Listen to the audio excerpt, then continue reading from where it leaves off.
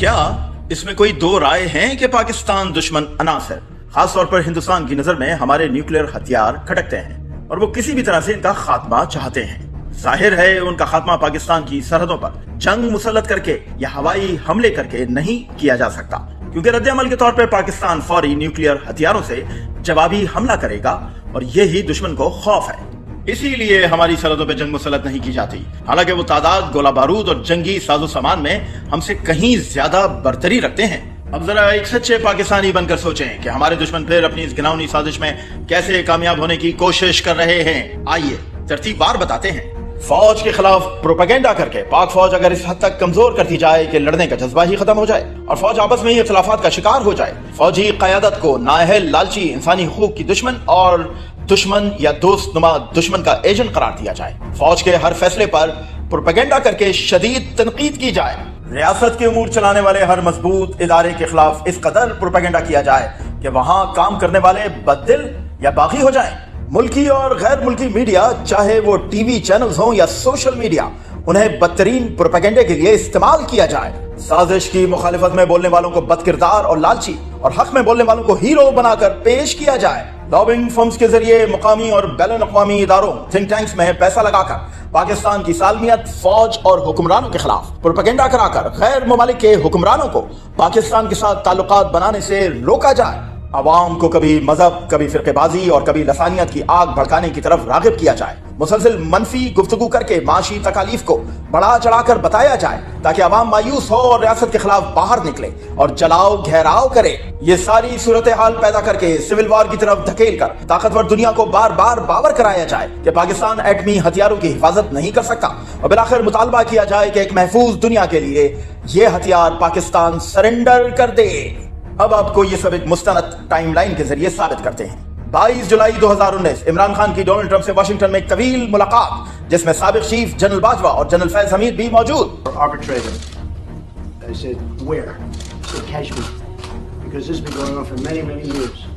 I was surprised at how long it's been going on. Well, 70 years. I think they'd like to see it resolved, and I think you'd like to see it resolved. And if I can help, I would love to be a mediator. It should be, I mean, it's impossible to believe two incredible countries that are very, very smart, with very smart leadership, can't solve a problem like that. But if you would want me to mediate or arbitrate, I would be willing to do that. But I can tell you that right now, you will have the prayers of over 1 billion people if you can mediate and resolve this issue. It should be resolved. So, but he asked me the same thing, so I think there's something. So maybe we'll speak to him, or I'll speak to him, and we'll see if we can do something. Because I've heard so much about Kashmir. Yes. Such a beautiful name. It's supposed to be such a beautiful part of the world, but right now there's just bombs all over the place. They say everywhere you go you have bombs, and it's a terrible situation. Been going on for many years. اگلے روز عمران خان کی اسلام آباد واپسی اور airport پر بیان کہ میں ایک اور ورلڈ کپ جیت کر آیا ہوں۔ 5 اگست بھارت کا کشمیر میں نافذ آرٹیکل 370 ختم کر کے کشمیر کو متنازع علاقے کے بجائے بھارت کا ہی حصہ قرار دینا اور اس پر پاکستان کا کوئی بھرپور احتجاج نہ کرنا، بلکہ وزیر خارجہ شاہ محمود کا بیان دینا کہ دنیا ہماری سن ہی نہیں رہی۔ یہ پچھلے 5 اگست سے شروع ہوا ہے، یہ تو 7 دہائیوں سے ہے، 30 سال سے کیا ہوا اس پر؟ میں سوال کرتا ہوں نا، کیا یہ مسئلہ کوئی نیا ہے؟ کیا یہ قراردادیں پہلے نہیں تھی؟ کیا دفتر خارجہ پہلے نہیں تھا؟ کیا کشمیر کے لوگ وہاں نہیں مر رہے تھے؟ کیا شہادتیں نہیں ہو رہی تھی؟ کیا وہاں عصمتیں نہیں ٹوٹ رہی تھی؟ 30 سال سے کیا ہو رہا تھا؟ بیک برنر پہ تھا۔ کیوں بیک برنر پہ تھا؟ اس کی وجوہات تھی، ٹھیک ہے نا جی۔ میں نے کہا کہ 30 سال تو ہم ٹریڈ اور ایڈ کے نظر رہے نا، تو اب دیکھنا یہ ہے حقیقت پسندانہ طریقے سے۔ دیکھیے، جذبات ابھارنا بہت آسان ہے، مجھے 2 منٹ لگیں گے، میں 35-36 سال سے سیاست کر رہا ہوں، بائیں ہاتھ کا کام ہے۔ جذبات ابھارنا تو آسان کام ہے، اعتراض کرنا اس سے بھی آسان ہے، لیکن ایک مسئلے کو سمجھ کر آگے لے جانا پیچیدہ ہے۔ آگے وہ لوگ آپ کے لیے ہار لے کے نہیں کھڑے۔ سیکیورٹی کاؤنسل میں جو P5 ممبرز ہیں ان میں سے کوئی بھی رکاوٹ بن سکتا ہے؟ کیا آپ کو کوئی شک ہے؟ نہیں ہونا چاہیے۔ Do not live in a fool's paradise. Let the people of Pakistan be aware. پاکستانیوں کو، کشمیریوں کو باخبر رہنا چاہیے۔ کوئی وہاں آپ کے لیے منتظر نہیں کھڑا، کہ کوئی آپ کی دعوت کے لیے وہاں نہیں کھڑا۔ یہ تو آپ کو ایک نئی جد و جہد کا آغاز کرنا پڑے گا۔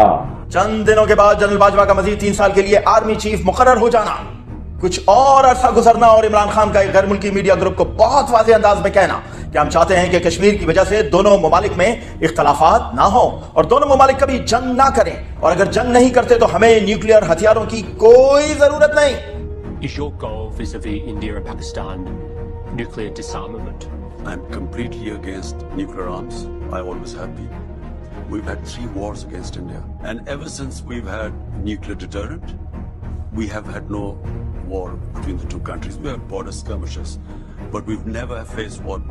The moment there's a settlement on Kashmir, I believe the two neighbors will live as civilized people. We will not need to have these nuclear deterrents. इसी दौरान किसी और मीडिया ग्रुप के साथ बात करते हुए ये कहना कि कोई पाकिस्तानी भारत जाकर कश्मीर जाकर अगर जिहाद करता है तो गलत है। कि अगर कोई भी या पाकिस्तान से जाके हिंदुस्तान में वो समझता कि कश्मीर में वो लड़ेगा या वो जिहाद करेगा, वो सबसे पहले जुल्म करेगा कश्मीरियों से। ए जिहाद से डरने वालों, तुम कहीं रहो, मौत तो तुम्हें आकर रहे। इसी दौरान हाई लेवल मीटिंग्स में बात करते हुए बार बार ये कहना कि हमें ये पॉलिसी बनानी होगी, कभी भी एटमी हमला करने में पहल ना करें। अगर आपकी फौज दुश्मन की फौज के मुकाबले में तादाद में कम हो, दुश्मन जदीद हथियारों से मुज़य्यन हो और उसको ये भी यकीन हो कि हम इसके ऊपर एटमी हमला करने में पहल नहीं करेंगे, तो क्या दुश्मन हमें बख्श देगा? वो तो अपनी फौजों के साथ हम पर चढ़ाई करके एटमी हमला करके हमारा सब कुछ खत्म कर देगा और हम पहल ना करने की वतन दुश्मन पॉलिसी बनाकर बैठे रहेंगे। इमरान खान से पहले किसी हुक्मरान ने इस पॉलिसी की ना बात की न कोशिश।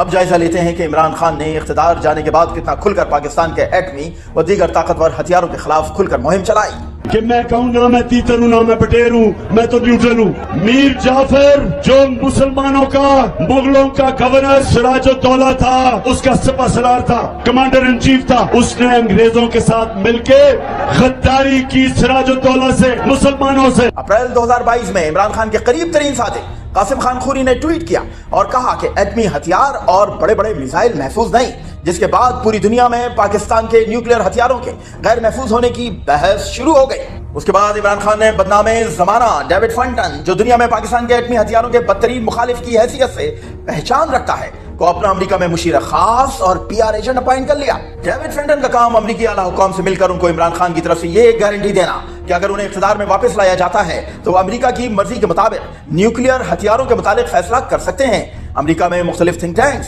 सेनेटर्स, कांग्रेस के अरकान पाकिस्तान के न्यूक्लियर हथियारों के मुखालिफ हैं, इसीलिए वो इमरान खान के हक में आवाज उठाते रहे हैं। इमरान खान जब इख्तिदार में आए तो पाकिस्तान को एटम बम बनाए 19-20 साल हो चुके थे। आप तारीख उठाकर देख लें कि अगर पाकिस्तान में किसी की भी हिम्मत हुई हो एटमी हथियारों को सरेंडर करने के मुतालिक या गैर महफूज होने के मुतालिक गुफ्तगू करने की। हालांकि इस दौरान पाकिस्तान ने अंदरूनी तौर पर एक बहुत बड़ी जंग लड़ी। दहशतगर्दी के खिलाफ हजारों सिक्योरिटी फोर्सेस के अहलकार और आम लोग जान से गए, मगर पिछले 5 साल में 5000 दफा न्यूक्लियर हथियारों के गैर महफूज होने या जरूरत ना होने के बहस न सिर्फ छेड़ दी गई, बल्कि बतौर वजीर आजम इमरान खान ने बयान दिया कि हमें न्यूक्लियर हथियारों की जरूरत नहीं, जिससे इन हथियारों के मुखालिफिन को मजीद शह मिली। अब आप खुद अंदाजा लगाएं कि क्या ये रिपोर्ट मफरूजों पर मबनी है या दीवार पर लिखा हुआ एक सच जिसके सबूत भी मौजूद। नियतों के हाल सिर्फ अल्लाह ही जानता है, मगर रियासतों की पॉलिसियां इसी तरह के सबूतों की बुनियाद पर बनाई जाती हैं जिन पर रियासतें कायम रहती हैं। हो सकता है ये सब जो इमरान खान ने किया अब तक वो नाअहली की वजह से हो, ना कि बदनीयती की वजह से। जरा सोचें, इतनी बदतरीन दहशतगर्दी, बदनामे जमाना अरब स्प्रिंग के बावजूद दुश्मन हमारी सरहदों पर जंग सिर्फ इसलिए मुसल्लत न कर सका क्योंकि हमारे न्यूक्लियर हथियार हमारी सबसे बड़ी हिफाजत हैं, जिनकी हिफाजत पाकिस्तान की फौज कर रही है। इसीलिए फौज को अंदरूनी तौर पर कमजोर करने की ये सारी साजिशें रचाई जा रही हैं ताकि न्यूक्लियर हथियार तक पहुंचने का रास्ता बनाया जा सके। हमें इससे कोई गर्ज नहीं कि कौन इलेक्शन जीतता है, हमें बतौर सच्चे पाकिस्तानी इन न्यूक्लियर हथियारों के खिलाफ प्रोपेगेंडे की मजम्मत करना होगी, इसे रद्द करना होगा। यह हथियार किसी एक शख्स की हिफाजत नहीं कर रहे, बल्कि पाकिस्तान के 23 करोड़ शहरियों की हिफाजत कर रहे हैं और इन हथियारों की हिफाजत भी इन 23 करोड़ शहरियों ही की जिम्मेदारी है। पाकिस्तान जिंदाबाद।